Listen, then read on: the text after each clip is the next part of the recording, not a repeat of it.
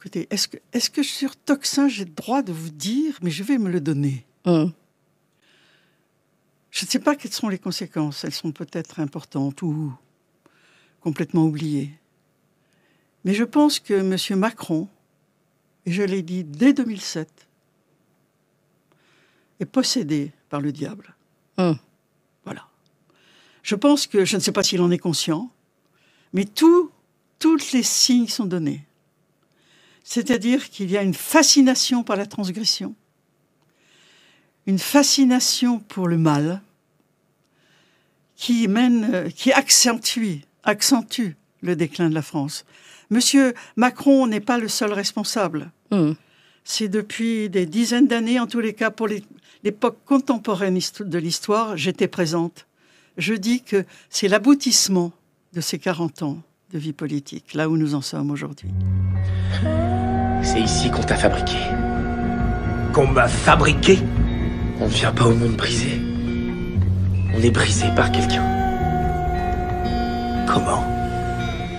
Pose ton fusil et je te le dis. Donc David de Rothschild est un homme tout à fait honorable, mais qui a aussi une revanche à prendre sur les nationalisations de 81, et qui lui a un grand projet, on pourrait dire eschatologique, qui vise la fin des temps, qui est la privatisation absolue du monde et la médiocrisation, si je puis dire, de l'État. Et donc Emmanuel Macron, d'une certaine manière, est le porte-flingue, si je puis dire, de David de Rothschild. Il est un petit peu comme les enfants soldats au Congo, c'est-à-dire les enfants qui sont capables de tout. On peut pas faire ce parallèle. Non, écoute. Il n'a pas d'âme. Donc c'est un objet animé, on ne sait pas quoi. Il peut être animé par des dieux comme Jupiter. Les enfants soldats au Congo sont des enfants à qui la première chose qu'on leur demande, c'est d'aller tuer leurs parents pour être sûr qu'ils ont brûlé tous leurs vaisseaux et qu'ils sont prêts à tout. C'est un garçon qui exécute un programme qui lui est dicté par d'autres, notamment David de Rothschild, et ce programme, c'est la privatisation du monde et la destruction de l'État social. C'est ce que j'observe.